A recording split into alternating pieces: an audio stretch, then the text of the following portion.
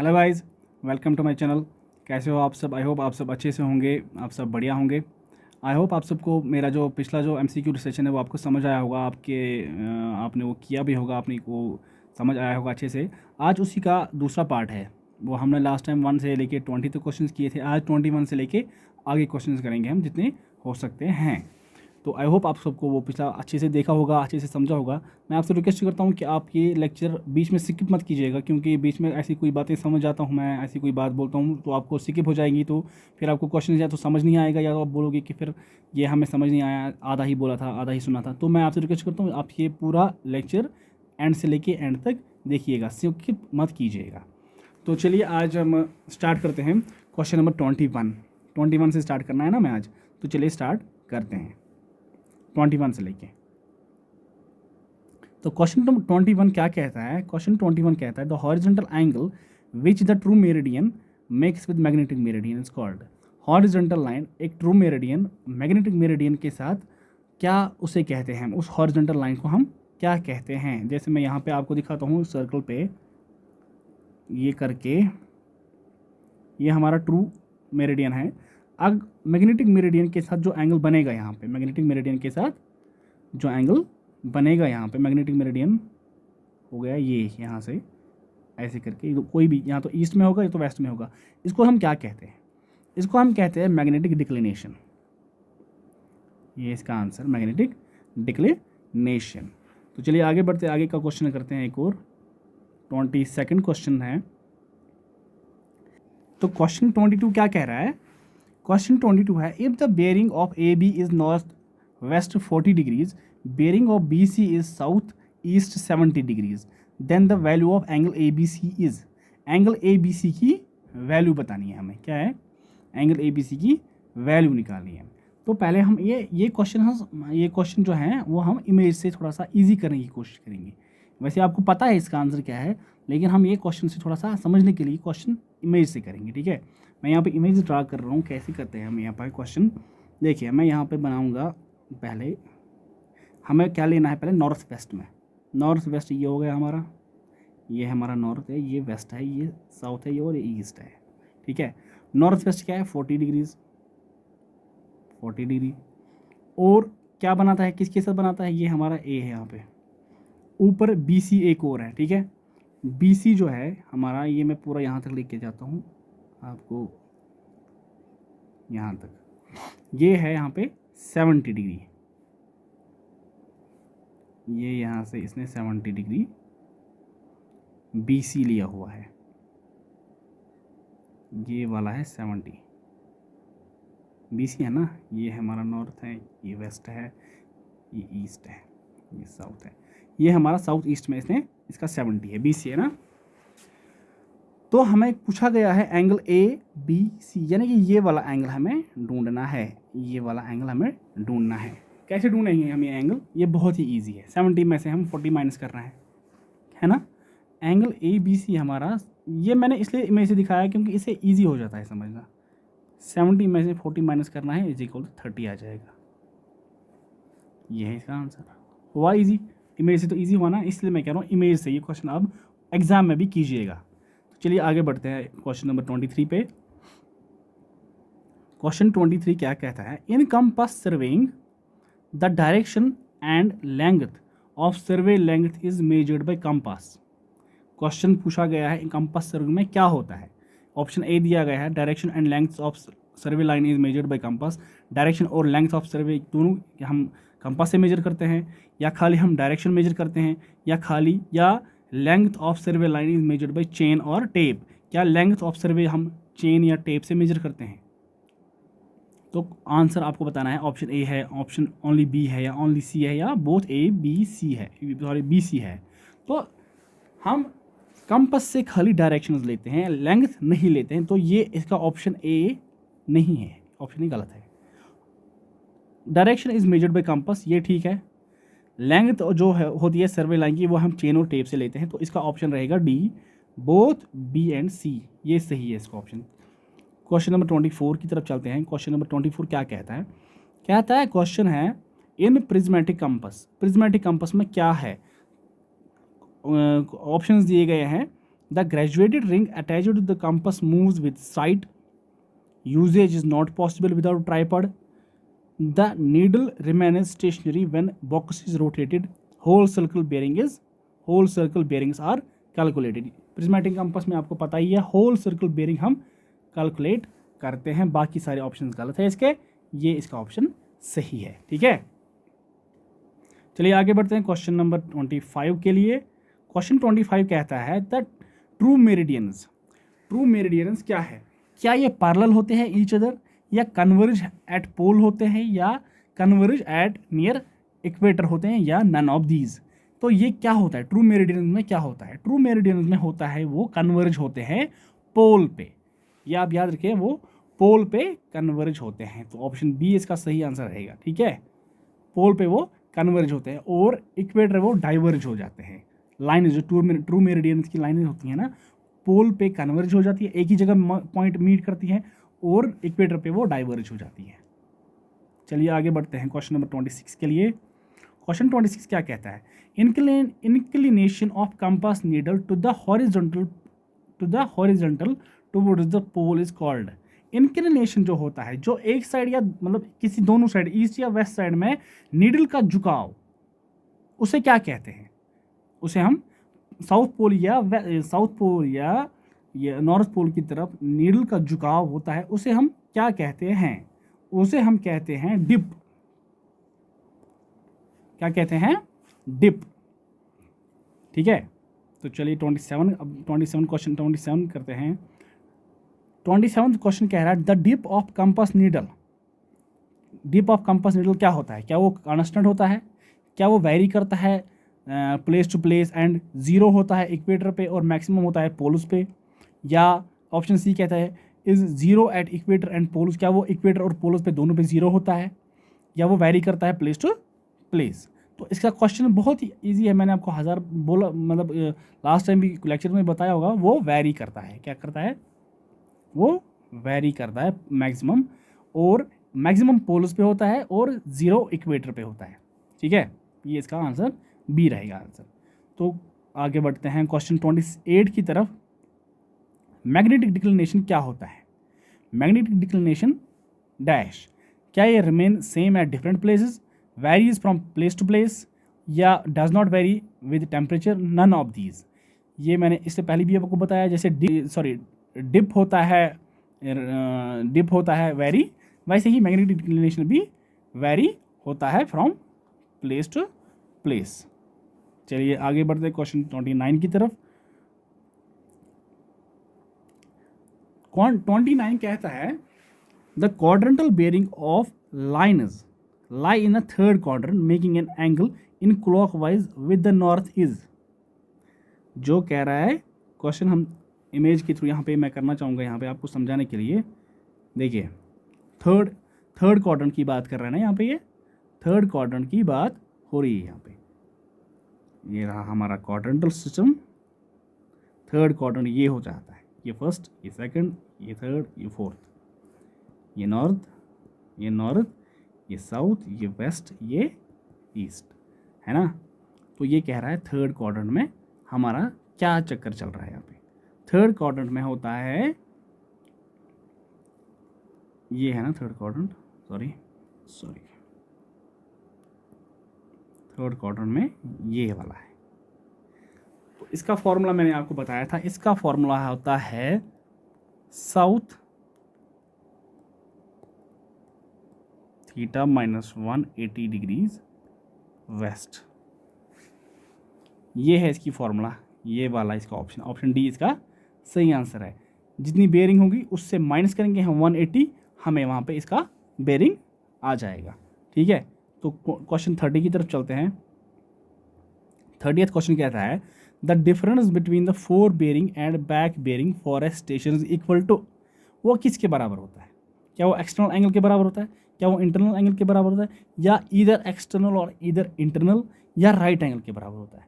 वो हमेशा, मैंने आपको बोला है, हमेशा वो इंटरनल एंगल के बराबर होता है. वो डिफ्लेक्शन एंगल वो अलग बात होती है, वो अलग बात है. ये यहाँ पे हमारा बराबर होता है इंटरनल एंगल के बराबर होता है. ठीक है, आगे बढ़ते हैं हम. आगे बढ़ेंगे क्वेश्चन 31 की तरफ. क्वेश्चन 31 कह रहा है the values of whole circle bearing varies from. Whole circle bearing की जो वैल्यूज होती है वो कहाँ से वैरी करती है? क्या वो 0 to 90 होती है, क्या 0 to 180 होती है, 0 to 270 या 0 to 360? होल सर्कल बेयरिंग हो, सीधी सी बात है, वो 0 to 360 होती है ना, 0 to 360 सर्कल है ना पूरा, 0 to 360 होगा ना। यहाँ से 0, ये 90, ये 180, ये 270, ये वहाँ वापस आ जाएगा 360 पे, ऐसी तो होता है ना वो। तो ये हो गया 0 to 360। आगे 32 क्वेश्चन की तरफ चलेंगे हम। क्वेश्चन कह रहा है which one of the following is correct statement for a station that is affected by local attraction. Correct statement हमें देखना है कि कौन सा स्टेशन अफेक्ट होता है लोकल अट्रैक्शन से, उसमें क्या प्रॉब्लम आती है, उसमें क्या प्रॉब्लम, क्या उसमें difference between four bearing and back bearing always 90 degrees के बराबर होता है? नहीं होता है ना, नहीं होता है, तो ये ऑप्शन गलत है। क्या difference between the fore bearing and back bearing is always equal to 180 degrees? Difference होता है बराबर, जो अट्रैक्शन से इफेक्ट होता है क्या उसमें इसके बराबर होता है? आप बोलेंगे हाँ शायद आपको क्वेश्चन समझ, ये बोल रहा है कि लोकल अट्रैक्शन से क्या इफेक्ट होने के बाद क्या होता है उसमें, तो वो उसके बराबर नहीं होता है उस time. Difference between the fore bearing and back bearing is not equal to 180 degree, ये इसका आंसर सही है। उसमें उस टाइम 180 के बराबर नहीं होता है। जब लोकल अट्रैक्शन होता है किसी चीज़ में तो उसमें 180 के बराबर नहीं होती है डिफरेंस, तो उस टाइम वो अफेक्ट हो जाता है लोकल अट्रैक्शन से। तो क्वेश्चन नंबर 33 के लिए हम आगे बढ़ते हैं। The fore bearing of line is 30 degrees, calculate the back bearing of line in degrees. Four bearing है 30 डिग्री, आपको मैंने बोला है फोर बेयरिंग, जब मतलब बैक बेयरिंग हम कैसे निकालते हैं, बैक बेयरिंग कैसे निकालते हैं, बैक बेयरिंग होती है fore bearing plus minus 180 plus तब जब बैक बेयरिंग, जब फोर बेयरिंग कम हो और या 180 से कम हो, और माइनस तब होगा जब बैक फोर बेयरिंग 180 से ज़्यादा हो। यहाँ पे कितनी है 30, तो प्लस आएगा 1, तो कितना है, ये इसका आंसर हो गया। बहुत इजी क्वेश्चंस हैं लेकिन आपको समझने की देर है बस। 34th क्वेश्चन, अब हम आगे बढ़ते हैं 34th क्वेश्चन की तरफ। 34 कह रहा है कैलकुलेट द मैग्नेटिक डिक्लिनेशन। फिर से मैग्नेटिक डिक्लिनेशन की बात हो रही है यहाँ पे। If the magnetic bearing of line is north east 81 degrees and true bearing of line is north east 77 degrees. Quadrantal का सिस्टम, क्वाड्रेंटल का बोल रहा है यहाँ पे, मैं यहाँ पे आपको क्वाड्रेंटल में दिखाऊंगा। नॉर्थ ईस्ट है, क्या है, नॉर्थ ईस्ट, यानी कि पहला ही क्वाड्रेंट है ना, नॉर्थ ईस्ट पहला ही क्वाड्रेंट होता है। तो यहाँ पे मैं दिखाऊंगा पहले क्वाड्रेंट में कैसे होगा ये। नॉर्थ ईस्ट कह रहा है, नॉर्थ ईस्ट 81 डिग्रीज, ये हम 81 डिग्रीज को ये मान लीजिए, ये 81 डिग्रीज है यहाँ पे 81 डिग्री। ट्रू बेयरिंग कह रहा है 77 है, ये मान लीजिए ये ट्रू बेयरिंग है 77, ये है ट्रू बेयरिंग, ये है मैग्नेटिक बेयरिंग। तो अब यहाँ पे हमें ट्रू बेयरिंग मैग्नेटिक डिक्लिनेशन हमें ढूंढना है। मैग्नेटिक डिक्लिनेशन किसके बराबर होता है? True bearing is equal to magnetic bearing minus magnetic declination. True bearing already हमें पता है 77 है, मैग्नेटिक बेयरिंग 81 है, यहाँ पे इसको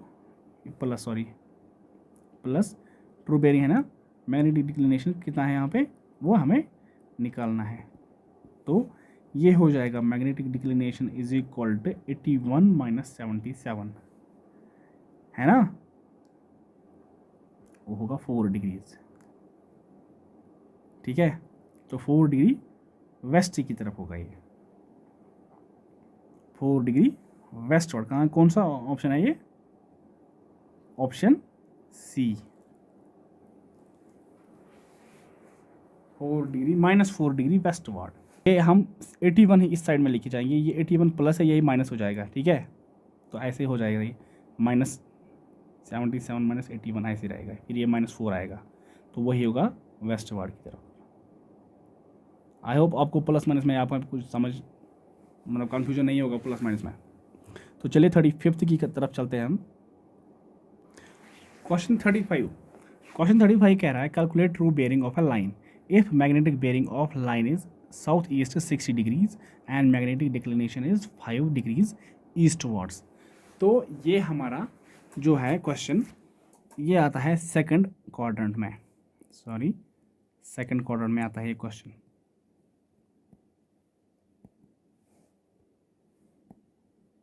सेकंड क्वाड्रेंट में ये क्वेश्चन आएगा हमारे। देखिए साउथ ईस्ट ये साउथ ईस्ट 60 डिग्रीज, ठीक है, ऐसे मान लीजिए ये 60 डिग्रीज ऐसा है, ठीक है।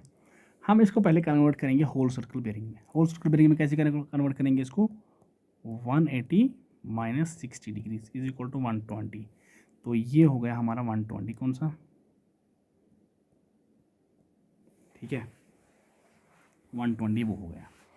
तो मैग्नेटिक डिक्लिनेशन कितना है, 5 डिग्रीज।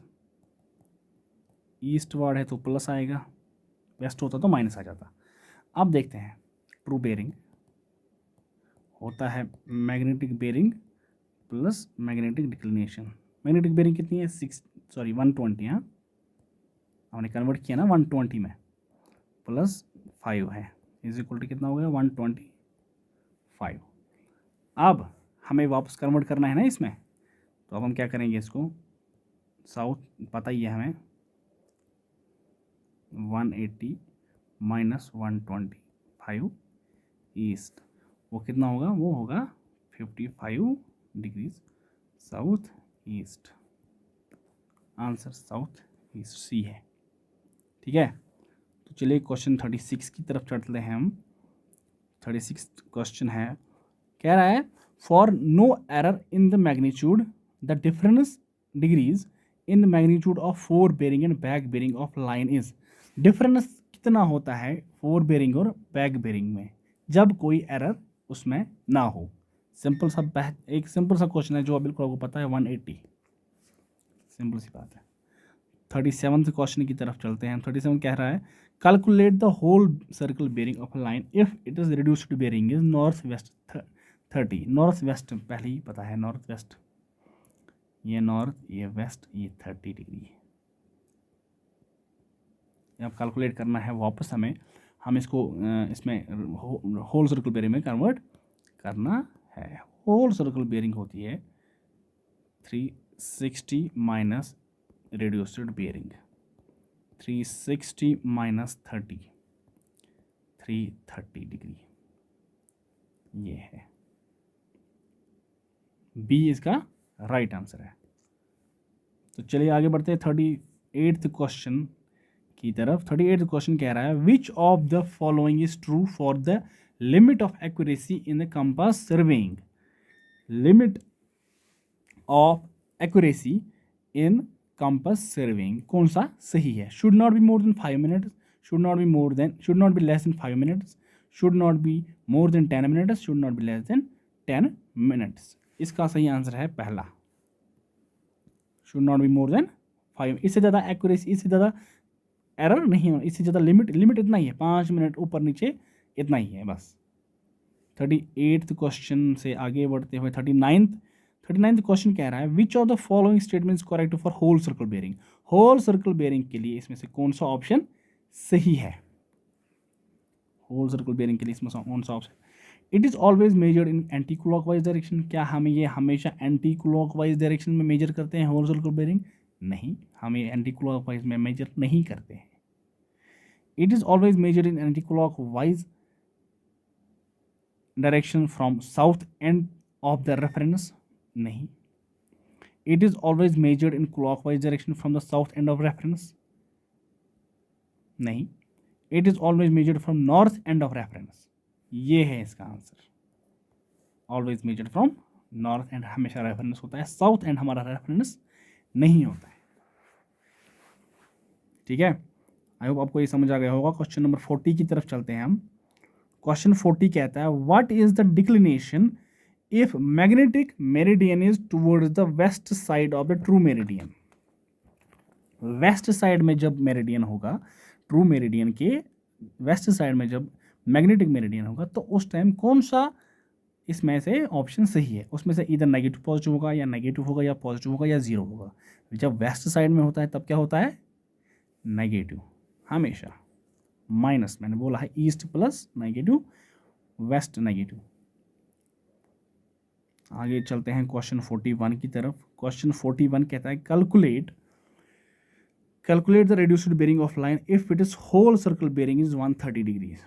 होल सर्कल बेयरिंग दी गई है, होल सर्कल बेयरिंग है, इसमें होल सर्कल बेयरिंग है 130 डिग्री। ये कैलकुलेट, ये हमें रेड्यूस्ड बेयरिंग में कन्वर्ट करनी है। ये हमें देखना है होल सर्कल बेयरिंग कहाँ से आती है। पहले देखेंगे किस, ये हमको इससे बहुत ईजी हो जाता है। यहाँ तक 90, ये 180 होता है ना, तो ये इसमें आएगा ना, ये 130 मान लीजिए, ये 130 हो गया है ना। तो कौन से क्वाड्रेंट है, साउथ ईस्ट 30 डिग्री है ना। अब 30 डिग्री हम 130 डिग्री को कैसे कन्वर्ट करेंगे, वो होता है 180 minus 130 degree is equal to 50। यहाँ पे हम 50 लिखेंगे, इसका आंसर आएगा सी। ठीक है, आई होप आपको समझ आ रही है, अच्छी सी बात है। क्वेश्चन 42 आखिरी क्वेश्चन है इसका। क्वेश्चन 42 कह रहा है fore bearing and back bearing of the line of a traverse are. ये इसकी फोर बेयरिंग और बैक बेयरिंग दी गई है, A B B C D और डी ए की फोर बेयरिंग है ऊपर, बैक बेयरिंग है नीचे, ऐसे दी गई है। तो इसमें से बोलना है कौन सा स्टेशन फ्री है लोकल अट्रैक्शन से, कौन सा स्टेशन फ्री है लोकल अट्रैक्शन। ये क्वेश्चन बहुत ईजी है, जैसे हमको पता ही है, वो ही एक मात्र वही स्टेशन फ्री होगा लोकल अट्रैक्शन से जिसकी डिफरेंस 180 के बराबर होगी। जो 180 के बराबर नहीं हुआ वो उसमें एरर होगा, सीधी सी बात है। ये क्वेश्चन मैं आप पे छोड़ता हूँ, या इसका आंसर आप कमेंट बॉक्स में नीचे लिखेंगे कि कौन सा स्टेशन फ्री है लोकल अट्रैक्शन से। मैं फिर से बोलता हूँ, मैंने इसका आंसर बोल दिया है आपको, वही स्टेशन फ्री होगा लोकल अट्रैक्शन जिसमें 180 डिफरेंस बराबर हो। जिसका 180 डिफरेंस बराबर नहीं हुआ तो वो उसमें एरर है। ठीक है, ये क्वेश्चन आप मुझे कमेंट बॉक्स में इसका आंसर बताएंगे। आगे नहीं, बस इतने ही क्वेश्चन थे इसके। आई होप आपको ये अच्छे से समझ आए होंगे। जिसको कोई एरर, जिसको कोई कन्फ्यूजन होगा वो कमेंट बॉक्स में मुझे लिखिए, नीचे बताएगा। आई होप मैं उसका एक अलग से नया वीडियो बना के उसमें उसको वो कन्फ्यूजन दूर करने की कोशिश करूँगा। चलिए जी, आज के लिए इतना ही। Thank you.